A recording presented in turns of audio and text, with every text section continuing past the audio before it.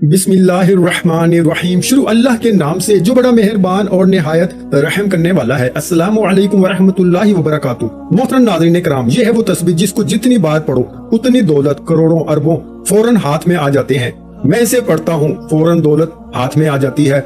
आज इस तस्बीह के बारे में आपको बताने जा रहा हूँ। ये तस्बीह आप जितनी बार पढ़ोगे अल्लाह रब्बुल इज्जत आपको उतनी दौलत अता फरमाएगा। जैसे जैसे आप तस्बीह के दानों को पढ़ते जाओगे वैसे वैसे इंशाअल्लाह आपके लिए आसानियां पैदा होनी शुरू हो जाएंगी, साथ साथ आपका रिस्क बढ़ना शुरू हो जाएगा और इसके साथ आपकी दौलत में इजाफा होना शुरू हो जाएगा। क्योंकि आज की तस्बीह बहुत ही ज्यादा खास है, बहुत ही ज्यादा मुजर्रब है। ये कलमात कौन से हैं और इनका वजीफा कैसे करना है, तमाम तर तफसीलात जानने के लिए आपने वीडियो को स्किप नहीं करना और वीडियो को आखिर तक जरूर देखना है। वीडियो में आगे बढ़ने से पहले आपसे गुजारिश है कि अगर आपने हमारे चैनल को अभी तक सब्सक्राइब नहीं किया तो अभी हमारे चैनल को सब्सक्राइब कर लें और वीडियो को लाइक और शेयर भी कर दें। इस तस्बीह के बारे में अगर आपको बताऊं तो ये तस्बीह सीधा औलिया कराम से बुजुर्गाने दीन तक पहुंची और बुजुर्गाने दीन ने इसे बहुत ज्यादा आजमाया।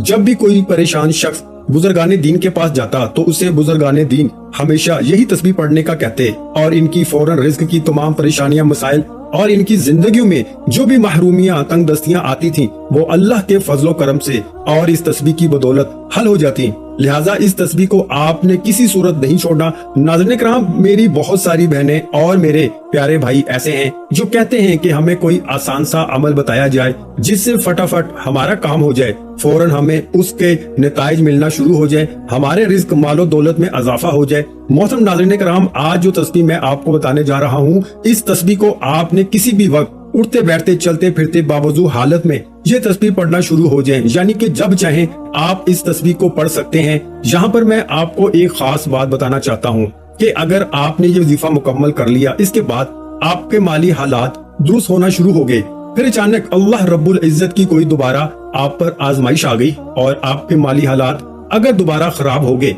तो आप फौरन इस तस्बीह को दाएं हाथ में पकड़कर पढ़ना शुरू हो जाएं।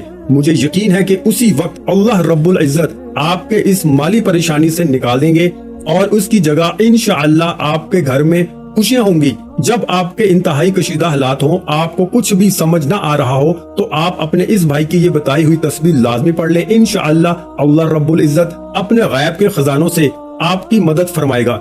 ये वजीफा करने से पहले आप दो बातों का ख्याल रखें। पहली बात ये कि आपने 5 वक्त की नमाज की पाबंदी करनी है, चाहे कुछ भी हो जाए, आपने 5 वक्त की नमाज लाजमी पढ़नी है। और दूसरा ये कि आपने हर बात में अल्लाह पर तवक्कल करना है, अल्लाह पे भरोसा रखना है। अल्लाह रब्बुल इज्जत इरशाद फरमाता है कि इंसान किसी बात पर जैसा गुमान रखता है मैं इसके साथ वैसा ही मामला कर देता हूँ। लिहाजा आप अच्छा सोचें, आप ये सोचें कि अल्लाह पाक आपको जरूर रिस्क देगा, तो आप खुद महसूस करेंगे कि अल्लाह पाक आपको बेहतरीन रिस्क दे रहा है। अगर आज आप हमारे बताए हुए तरीकेकार के मुताबिक ये तस्बीह पढ़ना शुरू हो जाते हैं तो आप खुद महसूस करेंगे कि आपके हाथ में तस्बीह नहीं लगी बल्कि कोई अलादीन का चिराग लग गया है, जिसे आपने जो ही रगड़ा इससे दौलत आना शुरू हो गई। क्योंकि इस तस्बीह के बारे में बुजुर्गाने दीन कहते हैं कि जो शख्स इस तस्बीह को दिल के साथ पढ़ता है, इसके साथ भी ऐसा ही खूबसूरत मामला होता है। नाज़रीन किराम, एक बहुत ईमान अफरोज वाकया रिस्क के हवाले से आपके साथ शेयर कर रहा हूँ, लाजमी सुनिएगा।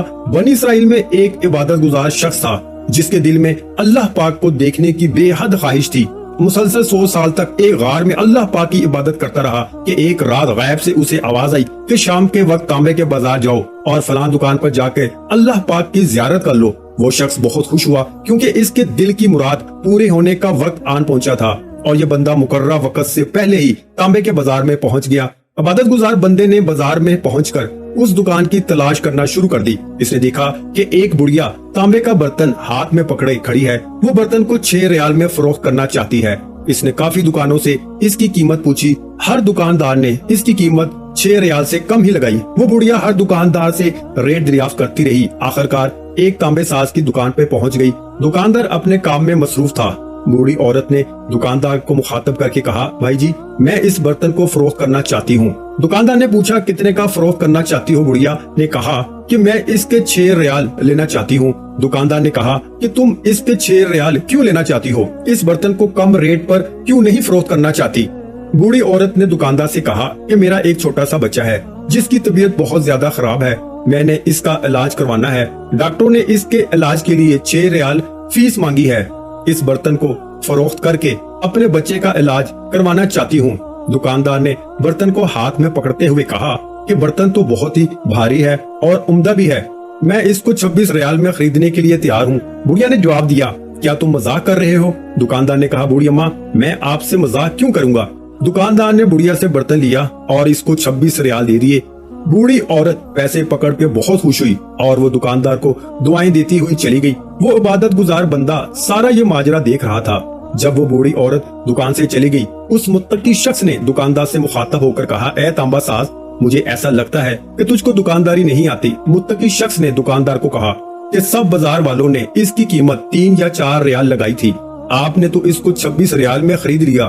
دکاندار کہنے لگا، میں نے اس بڑھیا کو برتن کی قیمت نہیں دی، میں نے تو بڑھیا کے بچے کے علاج کے لیے پیسے دیے ہیں تاکہ وہ اپنے بچے کا علاج کروا سکے، علاج کروا کے اس کے لیے کھانے پینے کا بہترین انتظام کر سکے۔ متقی شخص یہ معجزہ دیکھ کے بہت حیران ہوا۔ اس کو غائب سے آواز سنائی دی کہ چلا کشی کر کے خدا کو کوئی حاصل نہیں کر سکتا، میری زیارت کرنے کا بہترین طریقہ یہ ہے کہ تم غریبوں کے کام آیا کرو، بے کسوں کا سہارا بنا کرو، ضرورت مندوں کی ضرورت کو پورا کیا کرو، تو ہم خود تم کو اپنی زیارت کروایا کریں گے۔ چونٹی دن رات محنت میں لگی رہتی ہے اور اس کو خاک سے ہی رزق ملتا ہے، گدھ پرواز کرتے ہوئے اپنا رزق تلاش کر لیتی ہے۔ مکڑی جالا بناتی ہے، وہ جالا اتنا خوبصورت اور دیکھنے کے لائق ہوتا ہے، مگر مکڑی کا مقصد جالا بنانا نہیں ہوتا بلکہ اپنے شکار کو پکڑ کر اپنی خوراک بنانا ہوتا ہے۔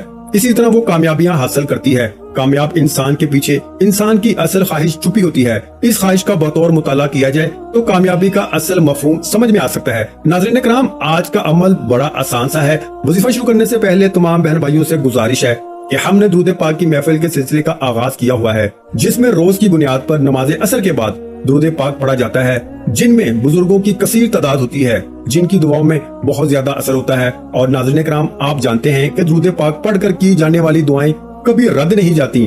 اگر آپ بھی درود پاک کی برکت سے ہونے والی دعاؤں میں اگر آپ بھی اپنا نام شامل کروانا چاہتے ہیں تو چینل کو سبسکرائب کرنا لازمی ہے اور ویڈیو کو لائک کر کے کمنٹ سیکشن میں اپنا نام اور جس مقصد کے لیے دعا کروانی ہے وہ مقصد ضرور لکھیں، تاکہ جو ایک سلسلہ ہے، ہمارا جو قافلہ ہے، اس کا حصہ آپ بھی بن جائیں، تاکہ ہمارے جو بتائے وظائف ہیں وہ آپ تک پہنچ سکیں اور آپ بھی زندگی کو آسان بنا سکیں۔ اور بہت سے بھائیوں اور بہنوں کے جو دعا میں شامل ہونے کے لیے چینل کو سبسکرائب کر کے ہمیں کمنٹس کرتے ہیں اور اپنے مسائل بیان کرتے ہیں، تو ان سب کے لیے دعائیں کرائی جاتی ہیں، جن سے لاکھوں لوگوں کے مسائل حل ہوتے ہیں الحمدللہ۔ اول و آخر ایک مرتبہ درود پڑھ لیں، پھر آپ ایک تسبیح شب میں یا صبح کے وقت پڑھ لیں، ایک تسبیح آپ شام کے وقت پڑھ لیں اور ایک تسبیح آپ رات سونے سے پہلے پڑھ لیں۔ تسبیح کے دانے پر آپ نے الحمدللہ یا رب، الحمدللہ یا رب، تسبیح کے ہر ایک دانے پر اپنے ہاتھ کی انگلی دانے پہ رکھ کر آپ نے الحمدللہ یا رب، الحمدللہ یا رب پڑھ لینا ہے۔ یا آپ ترتیب اس طرح بنا لیں کہ ایک تسبیح 100 دانوں والی آپ صبح کے وقت، ایک تسبیح دوپہر کے وقت اور ایک تسبیح مغرب کی نماز کے بعد آپ پڑھ لیں، جیسے آپ کو آسانی لگے۔ لیکن آپ نے ایک دن میں 3 تسبیحات لازمی پڑھنی ہے۔ محترم ناظرین کرام، یہ تسبیح نہیں بلکہ دولت کا خزانہ ہے۔ اس کو اگر آپ پڑھنا شروع کر دیتے ہیں، ساتھ میں پنجگانہ نماز کی پابندی شروع کر دیتے ہیں اور اچھا گمان کرتے ہیں، تو پھر آپ دیکھیے گا کہ آپ کے گھر میں کیسے خوشحالی آئے گی۔ میں بہت سارے ایسے بہن بھائیوں کو جانتا ہوں جن کو میں نے الحمدللہ یا رب، الحمدللہ یا رب کی تسبیح کے بارے میں بتایا۔ یہ میری خود آنکھوں دیکھا واقعہ ہے، بلکہ آپ اسے کہہ سکتے ہیں کہ میں نے اسے راہ سے گزرتے ہوئے دیکھا کہ پہلے ان کے کچے مکانات تھے، اتنی غربت تھی کہ آگے پیچھے 4 دیواری تک نہیں تھی۔ اب وہاں سے گزر ہوا تو وہاں پر ایسا محسوس ہوتا ہے کہ جیسے عالیشان محل کھڑا ہے۔ یاد رہے کہ انسان عالیشان محل، عالیشان گھر اس وقت بناتا ہے جب اس کی روٹی کے مسائل حل ہو جاتے ہیں اور اس کے پاس زیادہ پیسہ آنا شروع ہو۔